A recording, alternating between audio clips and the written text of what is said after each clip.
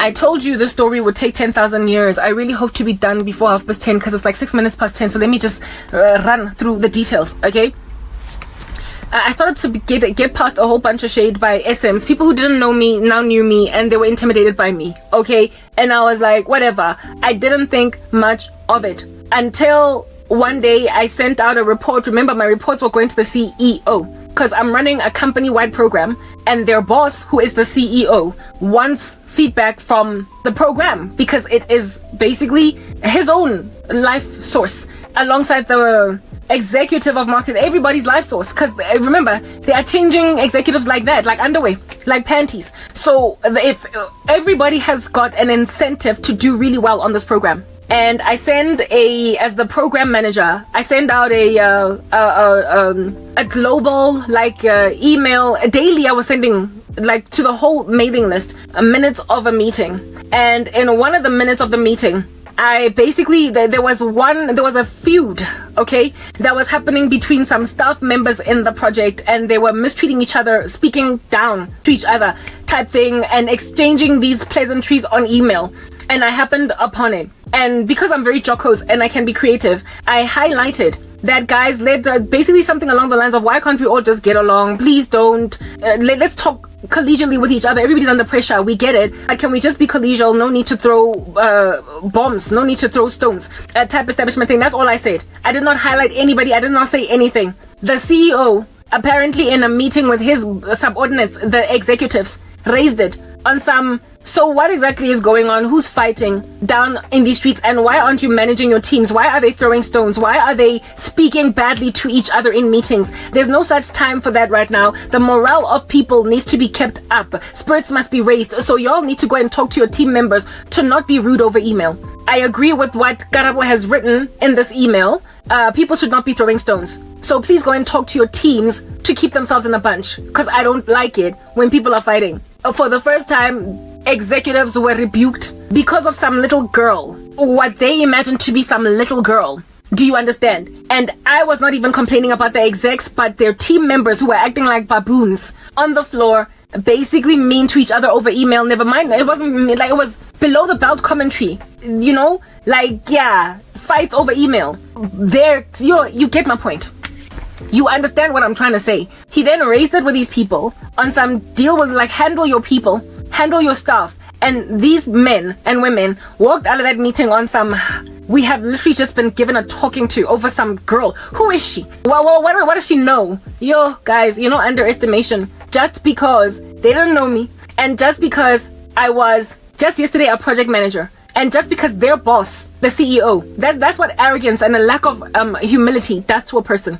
Just because their boss honored my email in a way that caused them to get basically given a talking to. I don't even think it was harsh. It was just saying, handle your people. I then ended up getting the marketing executive. Yeah, my boss, yes, thank you. The next morning, my boss comes and sits, the meeting that we used to have every single morning. He says to me, Karabo, I don't appreciate you raising, what is this, a program politics with people. I was like, what are you talking about? He was like, stuff like raising the fact that people are rude over email is not necessary to put in your minutes. And I was like, I'm sorry, what? Did somebody complain? And then that's when he told me that, oh no, the CEO basically told the guys, his own staff members, to his executives, to put his people in a bunch because rudeness is just not acceptable in an organization. I was like, yeah, okay. So you're not even rebuking me because the CEO did not like that I highlighted it. You're rebuking me because he was so glad to find out that he told his people to deal with the issue. That's why I got announced. So that's when my boss started passing me shade. That's when he started giving me grief. That's when he started to act strange, right? And I then noticed that he was becoming less and less frequent in my meetings. He was starting to get kind of hostile, passive-aggressive, but I was still working in the program. And despite noticing his weird change of behavior, his shiftiness, I was still working in the program. And I continued to do what I did. I tried not to get involved in politics as I was rebuked, all right, by my boss, even though nobody else had qualms with it. And then I send out Never mind sending out. Yeah, what is this? Yes, thank you very much. Goodness, I'm concerned about time. I'm very concerned about time right now. But let me just continue to speak. All right. What do you call this? My boss. So because on the program, I came up with an idea to create a rewards system, an accolade system to encourage people, to motivate people in order to push, their best. I had these like weekly little congratulatory awards that I would type up on email and basically be like, most supportive project manager is this guy, most supportive general manager is this guy, most thank you so much for this and that, and I would highlight the things that have really helped us along in the milestones. Nothing much. I wasn't printing them. I was putting it right on email with my creative talent type thing, and this thing caught fire. It caught fire in that people actually liked being acknowledged for what they did. They liked being given recognition or an award of sorts for what they did. They felt seen, and so it became popular. All right, this is all happening in 1 month. All right, it became popular. My daily accolade little email, the rewarding people for what good work they have done, it became popular to a point where I started getting nominations by bosses and staff members, right? They would send me an email and say, Karabo, please can you recognize this guy because he did this and it really helped me along. And then this person would pop up in the daily acknowledgement email. And it became so popular that I started getting recommendations. My boss, however, wanted to see, what is this? He started to tell me, my boss started to tell me, Karabo, before you send your weekly email out, can I see it first? Not weekly, daily. Before you send your daily email out, can I please see it? I was like, okay, just please make sure that you're around in the office because I have to send it out daily type thing. He was like, no, just let me, if I'm not sitting at my desk, send me a text message and I will read the email and then I'll pretty much give you the go ahead to send it. I was like, okay, cool, whatever. So now he's starting to want to vet what I say, right? The reason why he was asking this is because he wanted to see who was getting accoladed, because there was a strategy brewing underground to remember people are getting insecure.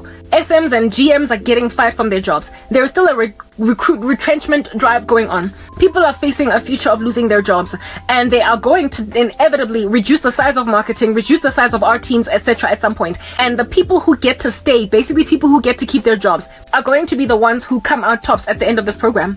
The ones who come out tops at the end of this program. So this rewards system then started to get viewed as something that could one day cause either the loss of a job of somebody or the keeping of someone from being retrenched, from being fired, because they have shown themselves as valuable. And I was impartial in this regard, right? So I was getting people noticed that under normal circumstances were just falling under the radar type establishment thing.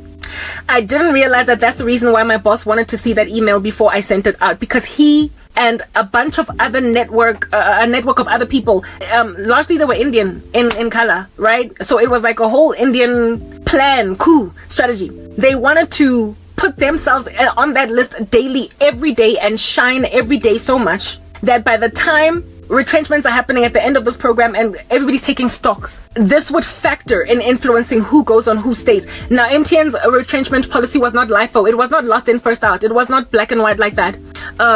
It was based on a myriad of things, including value add and all that stuff. So if you have been valuable, you could stay, even if you've only been working for the company for 2 weeks. Okay, now that I've put that out there, allow me to indicate what my boss was doing under reps in a shoddy, underhanded capacity with a whole bunch of other people that wanted to keep themselves employed at the expense of others who they were happy should lose their jobs and have to look for new opportunities elsewhere. So this is something that could risk people's careers. One day, I sent an email to my boss showing him these are the people that I want to acknowledge, and pretty much the minutes of the day's happenings and what have you. My boss, instead of saying go ahead send it, right? Instead of my boss doing that, he decides to send the email himself, and he actively removed the name of this one girl and replaced it with the name of some other girl and put his own little acknowledgement reward thing. A man of which is now at this point starting to avoid my meetings. He's not coming to them. So he's not even abreast of affairs of the program as he ought to be. And he is intentionally sabotaging The prospects of one woman in favor of some other senior manager in marketing that had done nothing. I personally had gone to that senior manager multiple times asking for enablement in a particular regard, and she would ignore me or tell me to come back later. When I come back, she's not there, not respond to my emails. I was really struggling. I had to go via her segment manager just to get anything at all. So I could not see any value in what she was doing for me, but she made her way in that list. She made it into that list, guys. And my boss disrespected me by sending my daily email out on my behalf. That was the beginning of sorrows for me. I started to see that something is going on. There is a deliberate intention to sabotage. There's a deliberate intention to uplift other people and sabotage others. And the people that are being uplifted are being uplifted not of anything they have deserved, but purely because of the fact that they want to keep themselves employed. They were starting to play dirty, you understand? And I wanted nothing to do with this. Not only that, my boss actively one time there was this one general manager in marketing that I wanted to put on my daily rewards list, and he said to me, take that guy out. I was like, why? He's helped me in this and that. And he was like, just take him out, like rudely, just like that. I didn't. I essentially equivalent or tantamount of insubordinated him, because I was not given a valid answer, and I calculated in my mind all the variable things that could potentially happen for sending that email anyway. And I realized that if he were to take this matter to HR, if he were to take it to HR for insubordination, he would struggle to explain why under heaven my valid reason for putting him there was snuffed down. He would have to evidence or highlight his indiscretion in this regard. So I sent it anyway, and just as I anticipated he would be too cowardly to go to HR, he left it. He left it alone. I started to notice that they were playing dirty. Guys, it's like time is killing me. I'm really going to try and squeeze this into this one little last section. Long story short, what ultimately happened, because I'm not going to tell the whole story, otherwise I'm never going to get to the point, and I proper don't want to be here for 10 years. Okay. Ultimately, what happened is that my boss, remember, executives are already upset with me because their boss yelled at them. Their boss likes me, who's the CEO. The marketing executive, there was a time when he was celebrating me, loving me with my team because of what we did for him, even sending out an email on some, you gave me a beautiful landing in South Africa, because remember, he came from Nigeria. It was a white guy though. Now all of a sudden, the marketing executive, the executive, had a meeting with my boss. My boss had already changed his mind about me, and he was envious, he was jealous, there was an underground strategy of a shoddy nature that I was not trying to participate in, that I noticed that they were trying to elevate some people and bring others low. He then called, he then entered into a meeting with this executive, and instead of protecting me the way that he always had protected me before, the two of them agreed that I need to be removed off the program. And I believe the executive told him, find an excuse, do whatever you want to do, but I want someone else on this program. I don't like this girl. Long story short, they didn't like me because I was not prepared to play politics. I was transparent, and once upon a time his ego got bruised because his boss yelled at him for me highlighting dissensions in his team. And so now they were like, she gotta go. It was about the fact that I was a young black woman and an apparent nobody that came out of nowhere. And now all of a sudden, this is happening when she is here. And people are starting to get happy that are ignored and marginalized and disregarded. People that have really pulled their weight and done a lot. I've acknowledged them. And so morale is increasing. So the thing that they're failing to do in their own teams, I'm succeeding to do. I'm building morale. I'm helping people get seen. Essentially enabling their stats should retrenchments come to their team. Marketing was next with a wave of downsizings. I was therefore looked at as she's not a team player, and by a team player as in she is trying to be a good Samaritan. She is trying to be a good person in a position where only wickedness thrives. You can't be senior if you don't want to kiss certain buttock, if you don't want to proliferate the agenda of certain people, if you don't want to basically play dirty, you don't get to get a promotion. I lost my job because I lost my job because I was a Christian. I lost my job because I had standards, I had moral virtue. There are certain things that I refused to do. There are certain things that I wouldn't do because they were unfair. Standing on the Holy Spirit's conviction. And I was not even bringing religion into my job. I was just being egalitarian. And apparently, allegedly, in a corrupt organization like MTN, you don't get to become a senior manager, a program manager, a general manager, unless you have done something shoddy, unless you are prepared to basically ally with the right people. That's why the company was falling apart. It was not proliferating strategy to grow the company and pump blood into it. It was pushing people along, whether or not they were good at what they did. It was, no wonder it was bleeding. They were firing. They started out firing a whole bunch of staff that did not have it coming. Then they started to fire within the senior management. And then people started to play dirty. And in playing dirty, realized we got to protect each other. So they concocted little secret societies on the ground. And when then a person is facing promotion, they were looking at them on some, she could be one of the members of our secret society. And when I refused to bow down to evil practices and deliberately sabotaging people's careers, because that program was that important, people could keep their jobs or lose them at the end of it. When I refused to play that game, they then were like, she gotta go. On top of that, we got yelled at because of her. The next morning, a meeting was organized for me. Oh yeah, I then sent the Kingy. There was this girl. Remember hey, time is slapping me. Here's one. Remember this girl that that I told you I was close with, and she became odd and weird. A project manager that was giving me grief, right?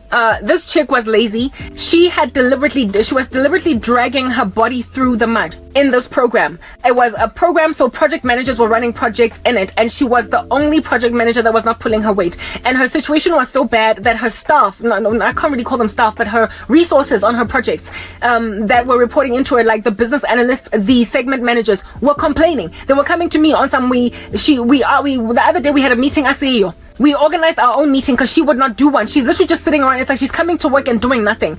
And my boss couldn't stand her. He would gossip her. He used to swear a lot. He used to use a lot of profanity. And there was something in Boragayana, but whatever. He was in the world. Nobody's perfect.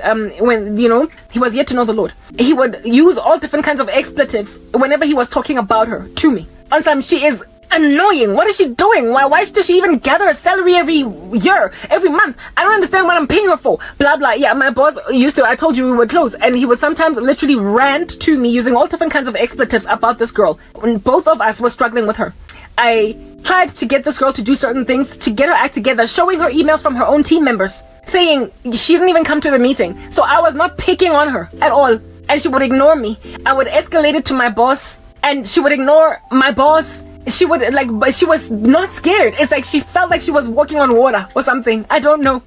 So ultimately, this chick, what is this? I sent this whole thing, this exchange between us, me and this woman. I then sent her a private email. Awesome, what's going on? Why aren't you? What's happening? Why are you acting funny? And then when I sent her a response on email, when I sent her a private email without looping anybody else in, she then brought personal matters forward. You used to be my friend, and now I don't even recognize you anymore. And besides, I don't owe you anything. I was like, Chicky, I am a program manager over a program, one of the projects of which, two of the projects of which you are project manager. So you're gonna have to report into me on that project. You don't have to, however, talk to me as a friend. We don't have to get cappuccino together anymore. Get that? And she did not respond to that email. However, she didn't respond to that email, but she also did not do what she needed to do. Morning. I get an email, not next morning, next day. My boss comes to my desk and is like, Karabo, let's say her name was Patricia. Karabo, Patricia, let's go to this particular boardroom now. We have to talk about this matter now. And he's talking with a tone where he's basically yelling at both. Nkara, I've done something. Last time I checked, both of us agreed that this chick is not pulling her weight. Both of us agreed. I sit in this meeting literally confident that my boss is going to rebuke this woman and tell her, you are going to do what you need to do, because at the end of the day, it's your job. This is the very thing that I'm talking about with Israel right now. They are right. They are right. And you expect the world to be like, Israel, you gotta do what you gotta do to protect yourself as a country. And yet there are people who are thoroughly standing with Hamas in a strange way. And this is what happened with me. This is what happened with me. I was shocked out of my mind at this meeting. When I got there and my boss was giving me attitude. He was giving me attitude. Like proper. I did not understand what I did. I had gone through all the protocols that I needed to do to deal with this woman. And he treated me in that meeting like I was some child with another child on the school playground that are fighting each other. and we both just need to get our act together. However, he was sitting on the same side of the desk with this child, and when we went to the meeting, the three of us together, I noticed she had a strange confidence and a calm in her. She also was Indian. I could not understand for the life of me what in the world was happening. That meeting caught me off guard. It shocked the living daylights out of me. It surprised me because I expected my boss to rebuke an irresponsible resource, paper trail, evidence of her irresponsibility, her tardiness, team members, emails sent to me that I forwarded to him, telling me what kind of a project manager doesn't pitch to her own meeting. We had to run the show without her, and they were crying about her. And I get yelled at and rebuked in this meeting. At which point I was like, Yazini boss, I don't know what's happening over here. I am frankly quite confused. Whatever is going on between you and Patricia, I don't want anything to do with it. And I walked out. I was like, whatever's going on between you and Patricia, I don't want anything to do with it. Because I was basing that on the fact that you've got the data and the evidence to understand why there's even an issue between Patricia and I. It's more professional than it is private and personal. Why are you taking her side? I could not understand it. My boss was basically told by the executive of marketing, find an excuse to take this chick off the program. I don't want her. And he made a decision then to use the issue that I am having with this woman to get me off the program. And because I walked out of that meeting, because I noticed his bias that was strangely placed, given all the data, the information, that even if he were to take this matter to HR, for crying out loud, I would win. Yet another thing that I'm talking about earlier when I came with Israel. When I came talking about Israel. Israel has got data in favor of it. Information stands for them. The exculpatory evidence is in favor. And yet they've got to bend over backwards and show all different kinds of strange footage just to convince the world why they have to go into Gaza to obliterate Hamas. They don't have to do it because all the data in the run-up to is in favor of Israel. But strangely, everybody around is taking the side. Ghana, I imagine. Hamas. This chick was like Hamas. She had invaded my land. And my boss made a decision to stand with her even though all the information, like literally afflicting her case. When I walked out, guess what my boss did? He threw out that case because he knew it would not hold water. He knew that case would not hold water. And he then took me to HR for walking out on a meeting, basically for insubordination. The next morning, I am in a meeting. Do you understand? I'm in a meeting, like a project meeting, and I get an invitation from a lady from HR for the next 15 minutes to go to that meeting. And then I get a text message from my boss, and he's like, you don't have an option, you can't miss this meeting. So they also attacked me with a meeting from HR because I was working so hard every single day doing the work that I was doing. I sent out a morning email to the whole team, evening or an afternoon email to the whole team before I could send out my morning email to the whole team. He was like, be in this meeting so that they will not get your, what do you call this? Your email. I'm going to replace you.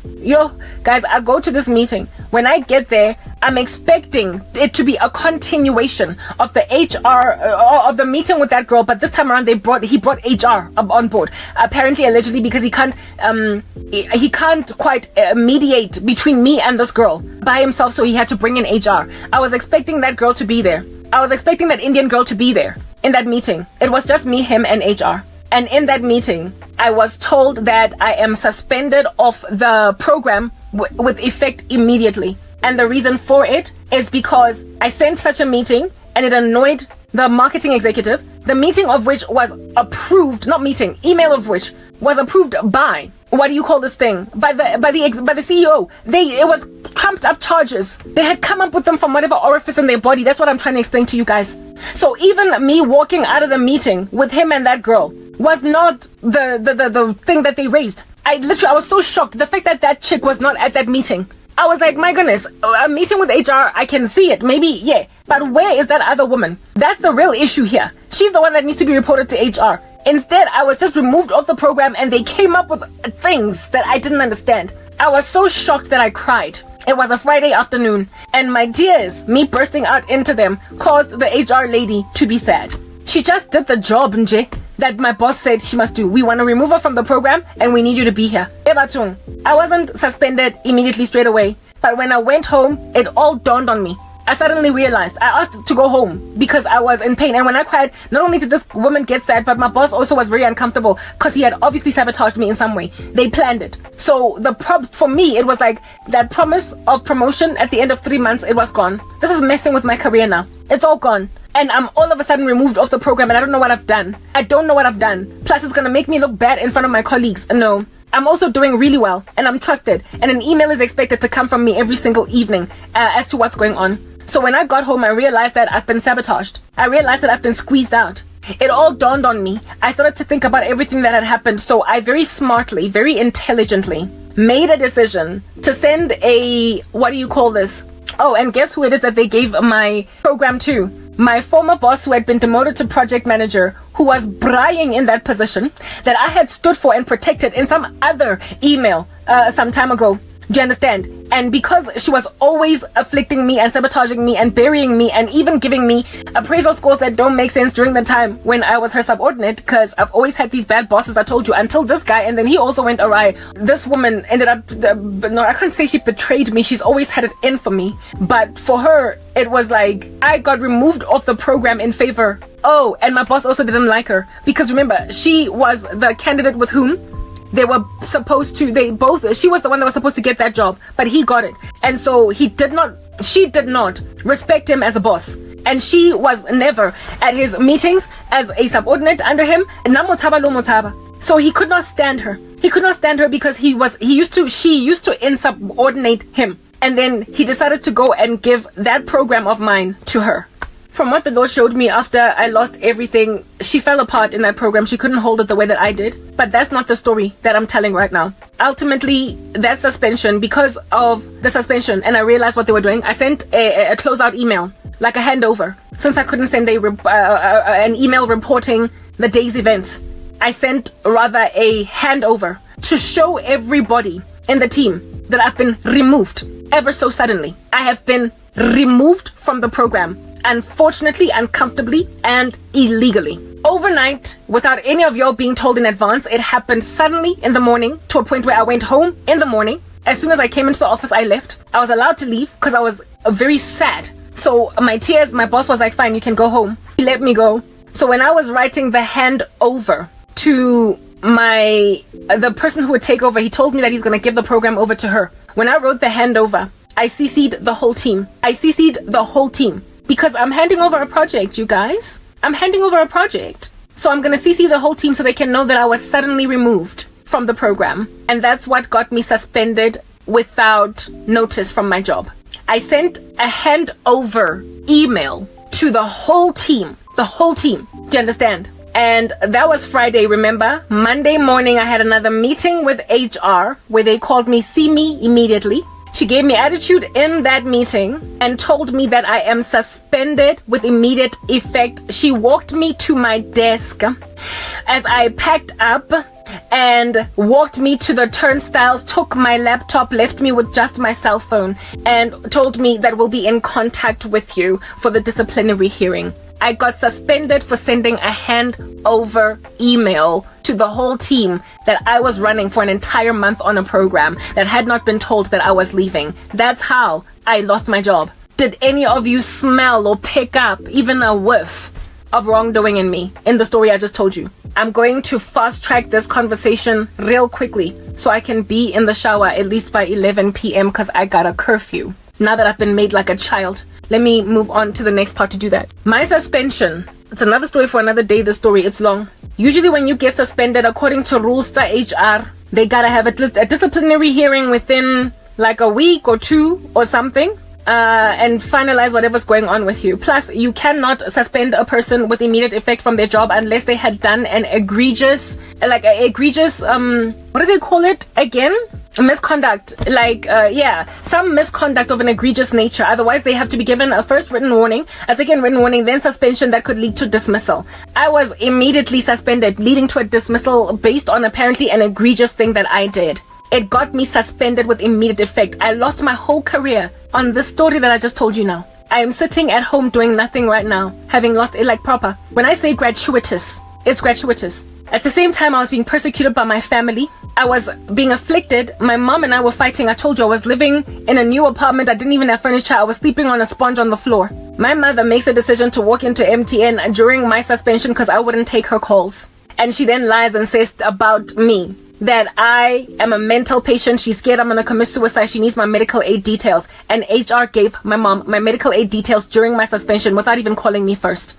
And HR then makes a decision to change the charges that they put. Abuse of the condition of trust, of the position of trust. Yeah. Abuse of the position of trust. That was the reason code that they gave on my immediate suspension letter. What trust did I abuse? By sending an email sharing the details of my removal from the program with immediate effect, and also writing what I'm handing over to the person that's taking the project over to me, CCing the whole program since they were used to me as their program manager, and now I'm gone. And I got suspended for something called abuse of the position of trust. And then HR, because that case would not hold water, they then decided to use the fact that my mom walked in and said I'm crazy and suicidal. Because my mom was looking for my medical aid details so she could throw me in a mental asylum, a psychiatric hospital. And the reason she wanted to do that was because I was already having a personal altercation with my mom about involvement by her and my older sister in witchcraft. So a private issue came to the office. They gave her my medical aid details, booked me into a psychiatric hospital, and then my company was like, the only can be used to bring Karabo back. She can only come back to work for us at MTN when she gives us a report from the doctor at the psychiatric hospital that she has been booked into. What does that have to do with my job? So when I say that I am sitting on a multi-million rand lawsuit against MTN, understand it's true. The doctors at the psychiatric, my mom caused my landlord to break down the door using the police when I first wouldn't open, dragging me in front of my neighbors, embarrassing me because of having been given private details of mine by MTN. And my sister called the psychiatric hospital pretending she is me, saying that I want to check myself in because it's one of those voluntary check-in psychiatric hospitals. You can't just involuntarily be brought into that place like a really truly crazy person. And so my sister lied to my insurance, to my medical aid, and to the psychiatric hospital. When I arrived there, the nurse was shocked to see me because I was in my wits. And apparently, allegedly, I had checked myself in. My mom threatened me and told me to stay. Within a day, the doctors had just discharged me. There was nothing wrong with me. My church came into the picture, persecuted me with my family during the same time. It's a long story for another day. But MTN was waiting for the report of the doctor to basically say, Karabo's mind is loco. They were trying to discredit me. They were trying to revile my name. Defamation of character. To say that Wahlanya, but she's recovered, she can come back to work, but as a project manager, and I would ever be looked at by my colleagues like this crazy woman that lost her mind. Like proper, they were trying to use the thing that my mom said until doctors set me free with no issue. That's when MTN then sat on my case. Oh, and shortly after suspending me, before the whole incident with my mother, the HR lady called me, trying to sweet talk the living daylights out of me, but she was not upfront. She did not speak with words that I could understand. I believe what happened over there is that the CEO asked, where is my program manager? Bring her back. And they had to cajole and sweet talk me back into the office, but she wanted to make me apologize for something I hadn't done. And so the conversation ended kind of sourly. On some, I guess I'll wait for the disciplinary hearing. Bye. So I lost my job once and for all because of that. The disciplinary hearing was supposed to happen immediately. Instead, they sat on my case for something like 5 months. In the time of which, once I did finally get sent a letter of a dismissal from my job. Dismissal. First they said I read to UIF, Unemployment Insurance Fund. They said that I resigned. Guys, they said I resigned. So I couldn't claim UIF because you can't claim UIF when you quit your job. But to Investec, they said that I was dismissed. And when you get dismissed, you can't claim the shares that you have had allotted to you as a staff member. So they deliberately made sure I had no money. No money. And they took forever and a day to pay me out my pension monies, which I was going to use to try and send them to court. But they were going to run me around in circles. I ultimately dropped that decision, knowing that the only way that I'm ever going to win a case against MTN is if somebody decides to sponsor me, take my case up. Because I don't have money to be paying lawyers. That's what happened. That's how my case happened.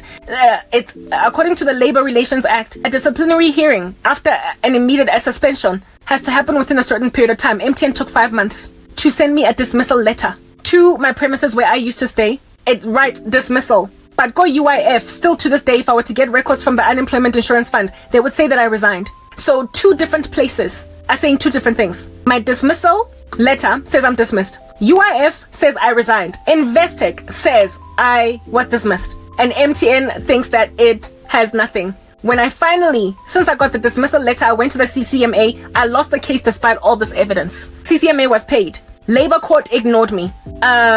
What is this? Because I passed the means test, given that I was unemployed.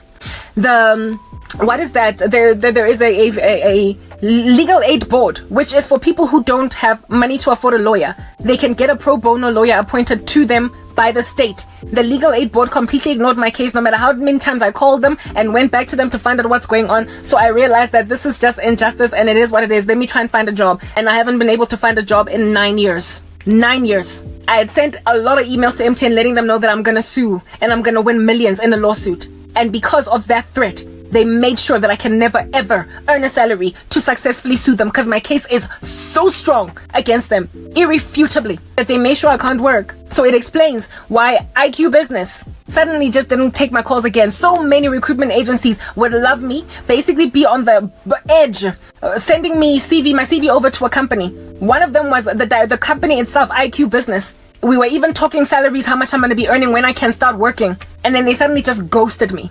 I am blacklisted, guys. I don't know how it works. I do not know how it works. I know that it is definitely not a law in this country. It would be illegal because it's unconstitutional. But it is entirely 100% possible to blacklist an employee of South Africa from ever working in corporate South Africa again. It's possible. I know that that's true because of what happened to me when I tried to get another job. I am in this position today, still suffering like no man's business. I made a decision about 2 or 3 years ago that I'm not even going to sue. God will deal with them later, and I just want to go and be a wife. I get married, have children, but I'm still sitting around at home gathering dust. So many other things have happened to me, as you would know. So all this work that I do, the stories I tell, the dirty laundry I appear to be exposing of people that haven't had it coming. Understand, I'm like the IDF sharing pretty damaging images of Hamas massacring Israelites in their own territory, in order to explain to them why I gotta do a ground invasion. I don't have to. My evidence was already pretty heavy in 2014. My case ought to have been won at the CCMA. The CCMA tried to get me to take 3 months salary and disappear. I was like, Lasagna, at this point with what you have done, you owe me at least 24 months. And because of that, they made a decision that the decision of the CCMA, why I lost the case, is that apparently, allegedly, I wasn't even supposed to have a case in the first place because of the fact that I resigned. So the CCMA says I resigned, but there was like a UIF that says that I resigned, Investec that says I was dismissed, and I have a dismissal letter saying I was dismissed. They claim I resigned after 5 months of being absent at work. I also have the suspension letter, the abuse of the position of trust, no disciplinary hearing. My case is strong, guys, strong. I am obviously in the right in an irrefutable way. But unfortunately for good old-fashioned Karabo, just like Israel, because of global anti-Semitism, you have to be nervous and scared and play political correctness just to defend yourself against your terrorizer. So all of this attack on me, all of this abuse on me, all of this, why did you even lose your job? Why can't you get a new one now that you've heard the story? Are you still trying to raise an issue? I'm busy showing you decapitated babies. I'm busy showing you burnt bodies of babies. I'm showing you men being killed in point blank in the street, dying right there. And you're still saying to me, Israel is committing crimes against humanity. You're still crying about the people of Gaza when you're not even taking into consideration the fact that Israel has told them to evacuate. Not only that, when they try to evacuate, Hamas puts up posts to prevent them from leaving because they're using them as human shields. And not only that, they've just bombed their own hospital and blamed Israel. When then the news came back around, people are still not trying to hear it. The news are not correcting the narrative. The news networks that have been given evidence by Israel are not reporting the narrative, the true one. They're saying, some people say Israel did it, some people say Hamas did it, when Israel has got exculpatory evidence proving that it was Hamas. And now Israel is having to release through the IDF's YouTube channel some pretty disturbing footage just to help the world understand why we had to protect ourselves and go into Gaza. We can't stay our hand any longer. And as for the Palestinian damage that's going to happen, collateral, it's war, that's what happens, but we want them to leave, but Hamas is using them as human shields. Even building tunnels underneath their houses, underneath hospitals. But the world is still standing with Hamas. That's what happened with me. People saw the travesties that happened to me, and they still stood with MTN. Staff were too scared to stand with me. One guy sent me a text message after I was unfairly suspended and said, if you need somebody to stand by you at the CCMA, I'm there like a bear. When it was time for him to honor his promise, he fled on me. He left. He basically went cold. His feet went cold. He got cold feet. So everybody else that would have stood with me was intimidated by what could happen to their careers if they stand with me. And then everybody else was corrupt and they got away with it. And guess what? That Indian girl that hurt my career, that caused my firing, is still working today, regarded as a whole thriving citizen of a country that is contributing to its economy, having destroyed the future of a colleague and former really good friend. That's my story, you guys. So when I say that I am busy lamenting and I'm crying to God, wondering how long is this war in Israel going to happen and what's going to happen with Israel? Is Israel not going to end up like me, where even though they're completely innocent, there's like a whole bunch of people that are going to insist that for 10 years she gets no justice? If that's the case, can we not just go home? Can we not just get raptured? Can Jacob's trouble just not come? Because it's very exhausting how long it takes for Christians to get justice and how we have to bend over backwards, jump through hoops, do all of these tricks just so people can realize that we are innocent. No, not innocent. They know we're innocent. They just don't care. They will keep on standing with terrorists. And for them, it's about how there's so many more numbers that stand to get hurt in Gaza than what was hurt in Israel. Disproportionate force. But you see, the thing that causes that many numbers is the irresponsible behavior of Hamas. Just like with me, if at all my case were to go to court and any just judge gave me justice, my boss would lose his entire career. MTN would bleed millions from a lawsuit. Everybody that was involved in this thing would lose their careers in one sitting. So a lot of people stand to be tipped over by the one domino that I am. And so apparently, allegedly, Karabo, so now must I be the sacrificial lamb? The sacrificial lamb for all of their careers, so they can stay strong. Must I then die? Mind you, the sacrificial lamb of which I am now currently being made wanted MTN to give her an apology and she will let it go. It's literally been documented on email. I wanted them to give me a public apology. Say we hurt Karabo. Give me my shares. Never mind even winning a case at CCMA. And then I will let this whole thing go. I gave HR that option. Just say sorry so that on paper I don't look like some derelict. So I can go out there in the future and just carry on with my career. And MTN completely ignored that petition. A woman that once upon a time threatened to sue them for millions said, all I want is an apology. And they still did not give me an apology. So, I mean, really, diplomacy failed just as it did with Hamas. But despite all of the hard knock, exculpatory evidence standing in favor of me, I gotta jump through hoops just to prove to people why my cousin, has to be exposed like this. When I keep on saying people are getting to a point where God is gonna kill them now, I appear cold. Everybody's looking at me like I'm using disproportionate force. Exactly. Just like with Israel, they've always been more powerful. So when you invade them, you ought expect to be beleaguered. But just like with Hamas, they are Iranian-backed. They've got other people standing by them. Iran, of which is threatening to create an earthquake in Israel. When a story looks like that, guys, when an ecosystem looks like that, I guess then the intervention of God is nigh. We need supernatural intervention here. We need supernatural intervention because the world is freaking unreasonable. The world is anti-Christian and the world is anti-Semitic, and it's just not going to stop. I am unemployed, going nowhere, doing nothing, losing everything because people made a decision that my life does not matter. But every terrorist's life that has hurt my life, having thrown bombs into my camp and killed babies and my ecosystem, they get to live. Because Karabo, really, there are so many Palestinians around. MTN as a company is employing so many people. What jobs could you cost? What futures could you cost? Ever since then, people have gone on to get married and have children. Where are my children? Where's my marriage? Apparently, I must just let it go. I'm not Jesus. I'm not the sacrificial lamb. I did not stand in the gap for the world. I cannot propitiate for people's sins. I need justice. I am not the justice that God is satisfied with because of my sacrifice. No, I am not Jesus. I am his disciple. So I want justice. Just as Israel is not God. They are his people that will ultimately return to him. They are not him. So you cannot expect them to be as magnanimous as God. You cannot expect Israel to be as magnanimous as God because she is a heavy stone for all the surrounding nations and they're trying to heave her away. So they should be cut into pieces. She is not God. And because she is not God, she cannot just stand back because the barbarians that did this to her will do it again if she does not stand up for herself. But no, first she gotta show us some pretty bad damning evidence of the fact that Hamas really did terrorize us. It's ridiculous. That's all I gotta say. Let's just pray for more, guys. Let's hope that this war is not going to be dragged out for another 10 years, just like my war has been dragged out for 10 years, even though I was supposed to win it all those 10 years ago. 9 years in 2014. It was supposed to be in and out, go CCMA, win the case.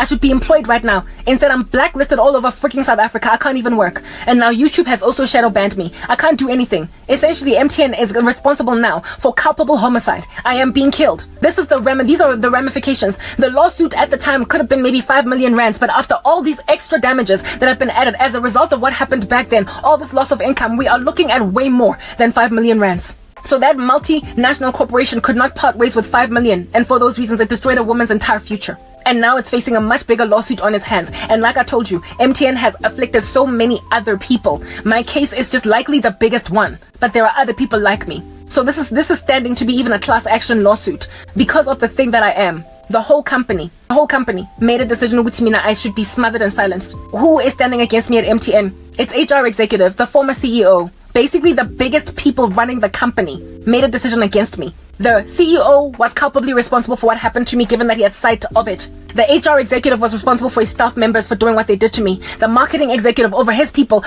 It's big people. And they all pulled their strings to make sure I never work again because I'm just a number. I'm nobody to them, just a person, one random lackluster person, like all the babies they just shot dead because apparently it's one less life that nobody's gonna miss. Except I'm precious in the sight of the Lord. So precious am I that every last hair on my head is numbered and counted. I'm well regarded by God. And my life is beautiful enough for the Son of Man to lay his life down for it. But according to MTN, I'm just collateral damage. Just like all those babies, those women that were raped, just like all those men that were killed, just like that party of children that was shot down, gunned down by Hamas. They're just nothing for the Islamic cause. And Israel has got to explain like no man's business on the rooftops. How? Why? They gotta defend themselves in this regard. It's disgusting. I'm signing out in Christ's name, Kwen K. It's exactly 11 on the hour. I'm uncomfortable. My mom's gonna give me grief, whatever. See, the fact that I even have to say my mom is gonna give me grief at 39, that's unacceptable. But according to MTN, you are one person, Karabo, in comparison to 50 others that would have lost their job if you won your case. Invading to get to Hamas. All those casualties that will happen as a result. Apparently, allegedly. Or to be stayed from happening. There's just 1,400 Israelis that died. To them, it's just. They say literally J-U-S-T. 1,400 Israelis that died. That's not worth it to get justice. In comparison, 2,000 and counting Palestinians that will pass away in this war. You don't know how to look at a worthy cause. God does, however. The Lord also slaughters men, women, and children. But it's about the cause. I said that initially. Some people just gotta be moved out the way because they're a menace. They're disgraceful. Hamas is using Palestinians as human shields. And if the world stood with Israel, there would not be that many casualties. There wouldn't be. In Palestine. Instead, because you're on the fence earth.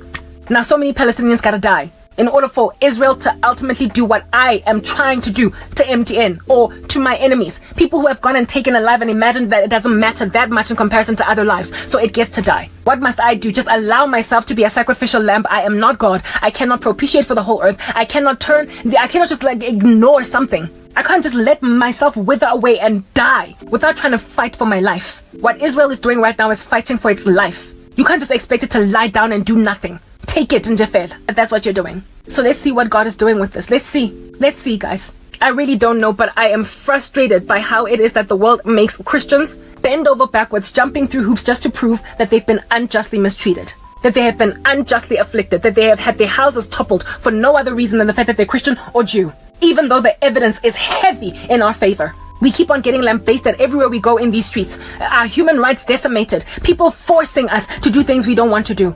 Just because we're Christian.